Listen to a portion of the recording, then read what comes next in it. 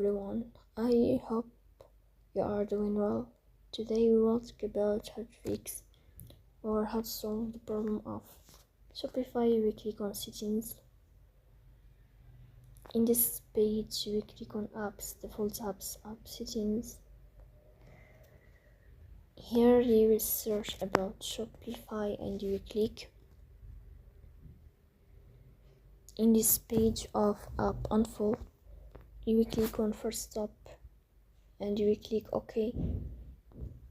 Here you will enter to the window of storage. Then you will click on clear cache. Here we go to Play Store. You will search